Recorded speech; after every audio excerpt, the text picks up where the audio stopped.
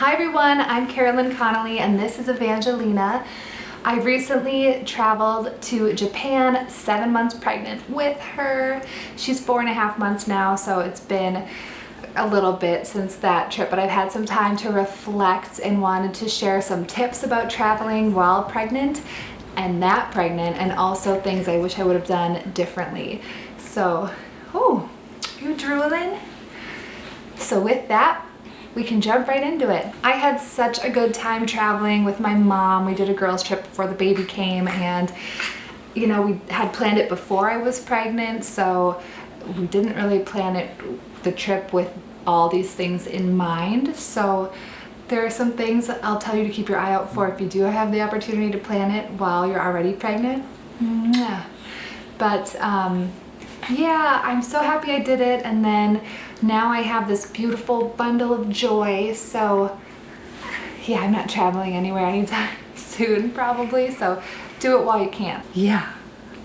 Hi, I love you. I love you, baby. When you smile. Aww. But yeah, I'm so happy I went. My mom and I, you know, my mom's gonna be 70 soon, and then I was gonna have the baby, so I knew I wasn't gonna be able to travel for a while, and I'm just so glad that I didn't let fear get in the way of traveling and making those memories. And hopefully someday in the future we can all travel together, my mom, the baby, and me. So yeah, with that, I'd like to share some of these tips, so we'll jump right into it. I have some handy dandy notes, but I recently, like I said, went to Japan. I had a 4-hour flight from Minneapolis to California to LA, and then a 13-hour flight from LA to China, and then a 3-hour flight from China to Japan. And don't ask me why we went to China first. It was just less expensive that way, apparently, so that's what we did.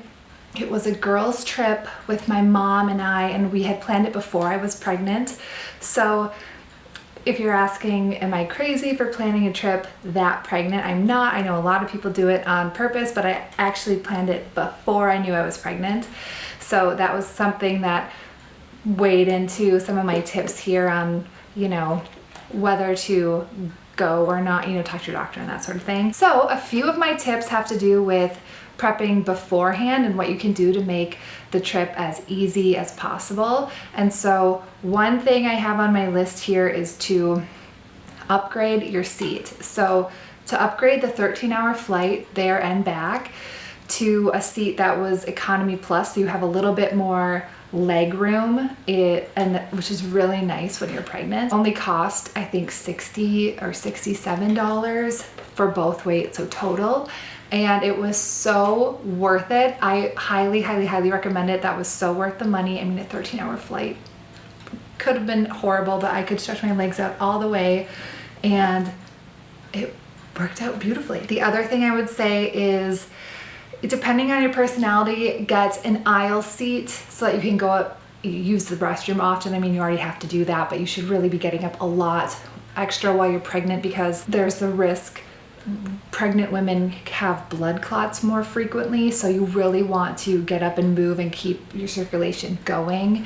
So an aisle seat might help prevent those kinds of things. You can get up, go to the bathroom easily without asking other people to get up, and just have the extra legroom to stretch when you need it. That said, those economy plus seats are at the front of the plane before first class. So in my case, on the international flight, I think it was Air China, there were our seats and then bathrooms and then first class. So we had no one in front of us, so it would have been no problem even if I was in the middle to get up and go to the bathroom, or if I had a window. In fact, I think I would have liked a window in that case, so I can lean against the window and stretch my legs out. So just something to think about if you're booking through a travel agent, or if you have the opportunity to look online at the seats at the airplane setup. Do that. Okay, another thing is that it was nice that I had a couple layovers, because I could get up and stretch and move around, and it kind of forced me to do that. The other thing is, I was so nervous. I was so nervous to go. I was worried about the blood clot thing, and I 2 days before the trip, I was tearing up, and I told my mom, I was like, I'm gonna take the flight from Minneapolis to LA. It's 4 hours. If I don't do well, I'm just gonna go right back home or spend the night in LA and then go home the next day. Like, I'm too nervous to do the 13-hour flight if I start getting swollen or sick or whatever it is on that first flight. So having layovers was a good option for me to be able to kind of test the waters. Not everyone has that luxury, not everyone wants to be able to cancel their trip the day of or the day before. So that's just something that I did that I really recommend. I really liked having that option. Similarly, get travel insurance. So pay the extra money, get the travel insurance, make sure it covers cancellations, and then also make sure it covers anything that happens to pregnant people. It's not always included, the pregnancy piece, so make sure that that's in there. The other thing is get TSA PreCheck or global entry. This is for United States citizens. It is such a lifesaver. It goes really, really fast through security that way. And as well as when you come back from, if you go abroad, for example, if you come back using your global entry, you can kind of bypass the customs line. You don't have to wait in as long of a line, and they don't have to do as much looking through your bag. They kind of trust you. They have your fingerprint. They know, that you're not like a suspected person of anything. So that would be something I would highly recommend. It's so nice, especially for international travelers. Next thing I would say is, if you are planning a trip for fun and not work and you have the opportunity to choose the date, I would say book your flight for when you're past your first trimester. The first trimester is really known for being really tough on women.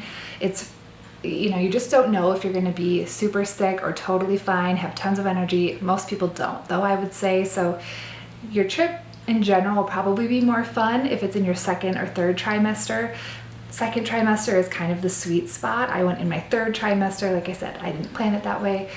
But yeah, if you can manipulate the trip in a way where you can get it at that point in the pregnancy, that will be better off. Another thing is to plan for sleep. And what I mean for this is do whatever you can, whatever you need to do to make sure you can sleep on the flight, especially if it's a long one, an international flight, for example, like I had.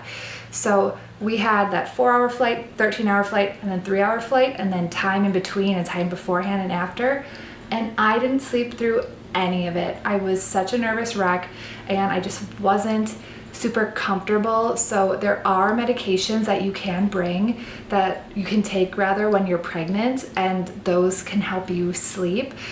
Unisom, for example, of course, talk to your doctor, your OB, and make sure that he or she still approves those medicines for you. But if there's medicine, if there's the eye covers, or the blinders, if there's earplugs, headphones, music, meditation, whatever it is, plan on that for the flights, because I didn't sleep at all. I so wish I would have taken something to help me sleep, because not sleeping for 24 hours when you're pregnant is 1,000 times worse than taking something to actually fall asleep on the plane, because catching up on sleep throughout the trip was like nearly impossible for me at that point. So do what you can to sleep. Do what you can to sleep. I can't say it enough. Something that's kind of nice about being pregnant and traveling is that you get to board early, especially if you're showing. So I had the opportunity to board all of my flights early. That was pretty nice. I'd recommend it. My mom could come with me because she was my travel companion, so that just gave us a little more time, comfort, flexibility. Take advantage, don't be embarrassed. Tell them I'm pregnant, and usually the people at the gate are really nice about it. Similarly, when going through the airport through security, it's really nice if you have global pre-check. You don't have to take off your shoes, bend over, which, as a lot of pregnant people know, it gets harder and harder to take off and put on your shoes when you're pregnant. So get the pre-check, but also you can point to your belly and say like pregnant, and oftentimes the security won't have you go through the total x-ray, or what the machine is called that checks you for metal. You can go to the side and they'll do a less kind of invasive one if you want them to. Finally, for the airplane and airport tips is, if you need to, request a wheelchair and request someone to like work with you in the airport to get to where you're going.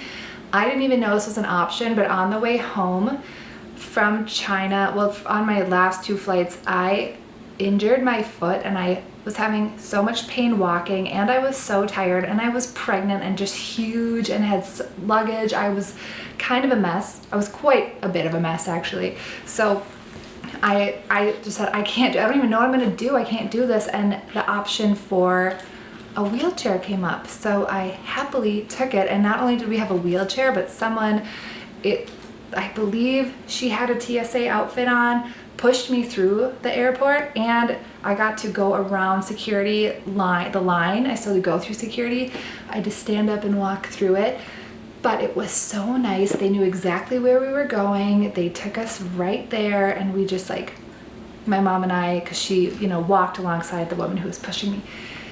It was a slick deal. So if it's something where you get to the point where you are so uncomfortable or hot or sick, whatever it is, and you can't do it, opt for the wheelchair. Okay, next let's talk about what you can do on the plane to help prep and just make sure you're as comfortable as possible. Planes are never really comfortable, to be honest, unless you're in first class, but there are a few things you can do, especially when pregnant, to help make it a little bit more of a comfortable journey. The first thing I would say is wear your compression socks.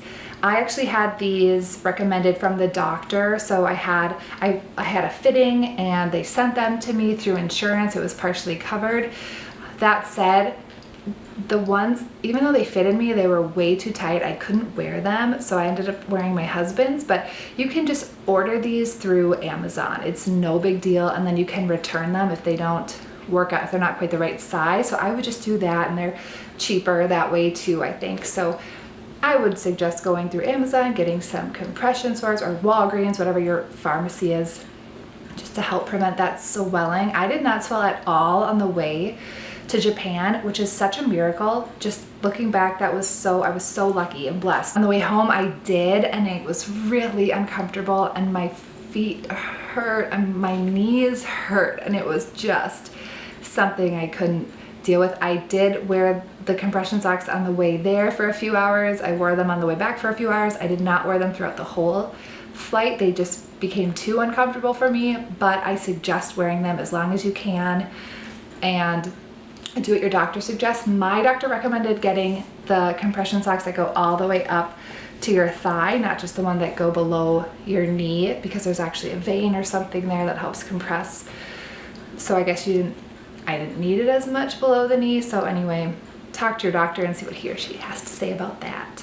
But the compression socks might be a good idea, especially if you're prone to swelling or have already swollen even while not in an airplane. The next one is wear something that you can kind of use as a pillow if you need to. So I wore a big long scarf. I asked for an extra pillow, but there's no guarantee you can get an extra pillow. So a scarf, I was able to take off and bundle up and put behind my back for some extra support, and that was really nice. So if you aren't the kind of person who gets too hot, wear that so you can have something, or a coat or something you can use as a pillow if needed. Next, bring nursing pads. So these are pads that you put in your bra, and in case you start lactating, they will catch the milk so it doesn't drip through your clothes or get you all wet.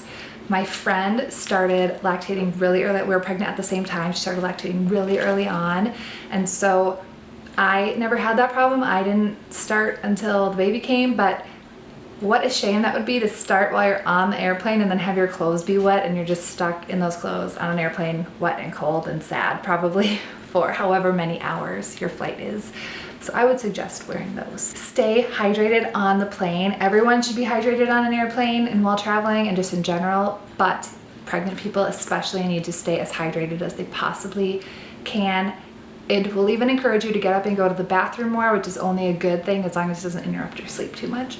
But I highly suggest drinking as much water as you can and eating as little salt as possible. The next thing for the airplane is to pack all of your pregnancy approved medication that you might need on the plane or on the trip.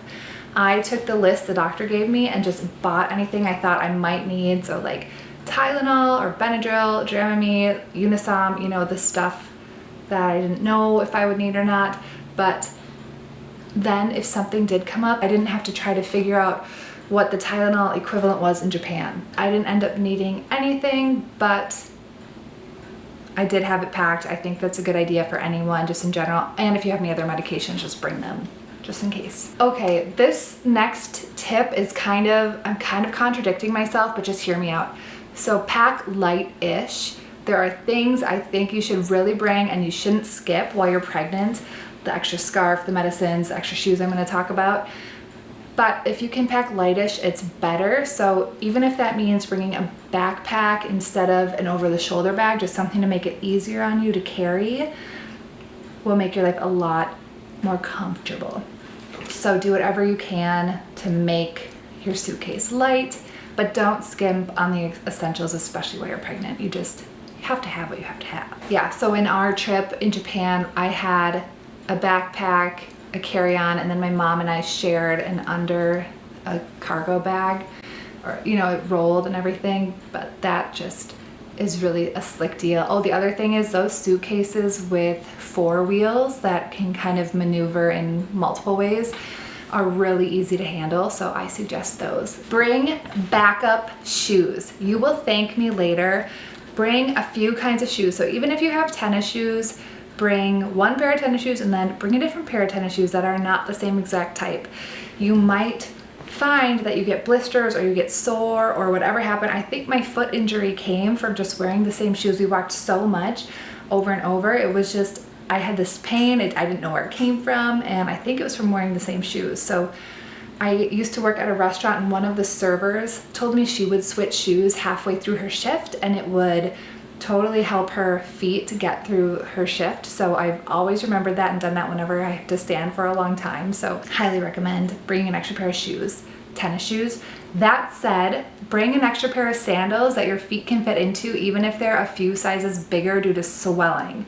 So like I said, I was lucky I didn't have swelling, but my friend told me that she went on an airplane when she was pregnant and she wore these flip-flops. She couldn't even fit in the flip-flops. Her feet were so swollen. It would be such a shame if you had to get to where you're going and then take time out to buy something, especially for us. We were in Japan, we were in a tour, so we didn't really have the opportunity to say, I need to stop at a store and buy shoes. Can we pull over? That just wasn't an option, so make sure you think about that in advance. The other thing you might need, especially if you are looking very big, is a doctor's note that says what your due date is. Most airlines won't let you fly past 34, 35 weeks. So if your doctor with their letterhead on it says, I'm this, you know, Carolyn is this many weeks and I approved her to fly, she's safe, yada, yada, yada, that would be really good. Pack 2 of those in 2 different suitcases in case you lose a suitcase getting home. If you grow on the trip, you'll just want to be able to get home. The other thing is, along with that, ask your doctor for all the medical records for your pregnancy, and then just carry that in your carry-on and then have one in your other luggage if you have other luggage too, just to be safe in case anything were to happen. And then tell whoever you're traveling with or whoever you're traveling to in your destination that you have that, so they know just in case anything were to happen, they could look through and see. Of course, if your doctor approves you to travel, there's probably not a whole lot of history in there to go over, but at least the doctors know that then if something were to happen in the country that you're flying to. Finally, and most fun for the airplane, is pack snacks, and pack more than you think you're gonna need, because you do not want to be hungry. And I would even go as far as to say is don't let yourself get hungry. That's something that kind of made me nauseous throughout my pregnancy. I really didn't get too bad of morning sickness throughout my pregnancy, but if I did end up getting too hungry, I would get sick. So keep nibbling on whatever it is that you want to nibble on, and pack extra snacks. You don't want to be empty-handed, and even pack extra for the trip in case you find that you have a hard time getting food. We were on a tour, like I said, so we didn't really have time to stop and say, I need to eat immediately, or I'm really hankering for an ice cream right now, even though it wasn't a problem. But you might want to bring some extra bars or something you can have during your trip on the days, so you just have something in your purse and your bag that you can grab at any time. Might not be a bad idea. And for the way home. The other thing that happened to me is in Japan, there's amazing fish, obviously. I didn't have any sushi because I was pregnant, didn't want to have raw fish, even though I really wanted to. My OB said probably don't. But I did have cooked fish, and on day 4, I woke up and the baby was just like, no more fish, please. So I had to figure out something else to eat. So keep that in mind. You might be limited in what you can eat, especially if it's a very foreign country to you. So just bring extra food. It can't hurt. And then if you buy souvenirs and you don't have room on the way home, give them as a gift to the hotel staff or the people on your tour or whomever. A few things you'd want to do beforehand are you will want to hydrate in the days before your trip. So one thing that causes swelling in pregnancy is when you get dehydrated. Your body wants to save all the water, and that's what causes the swelling, is you just store it, you hold it. And so you really want to have good hydration in advance. So drink up, buttercup, and don't eat too much salt either. That's not going to help you. Of course, talk to your doctor. You knew I was going to say this one. I was so nervous about traveling. I asked 3 different doctors if it was okay for me to travel. All of them said, yes, do it. But I was almost looking for a way out of the trip. I was just scared something was gonna happen, and I didn't want it to be my fault if anything happened to the baby. And of course, nothing happened. And I'm, like I said, so glad that I traveled. But you wanna make sure that your doctor approves you in advance and that you get any tips, recommendations for that country if you need certain medicines, or if there's certain things you want to keep your eye out for, Zika or malaria. I mean, I think Zika's almost over with for like within the United States, but just keep your eye out for that sort of thing and talk to your doctor. Plan to go places with nice bathrooms, not just bathrooms, nice bathrooms. Japan was amazing. If you haven't been, I highly, highly, highly recommend Japan, especially if Asia seems kind of intimidating to travel to. Japan is the best kind of way to ease into Asia, because all of their toilet seats, even in the truck stops, have heated seats. I am not kidding. And some of them have bidets, some of them have, they talk to you, some of them have music you can play when you go to the bathroom. I mean, it is amazing, and it's so clean, and people are just so nice. I loved Japan, but the bathroom situation was like phenomenal. So with your trip, see if there's bathrooms. We were on a tour bus, we were on quite a lot. It didn't have a bathroom. I wish it did, but we did make enough stops where it was fine. If you are on a bus, ask in advance if there's a bathroom. If it's that important to you, skip it if it doesn't have it. And just, if you're choosing where to travel, make sure that there's places you can get to that have a bathroom. Make sure that you bring your own toilet paper if it's a country that doesn't supply toilet paper. I mean, there's just things that you should look up in advance to make sure you're prepared.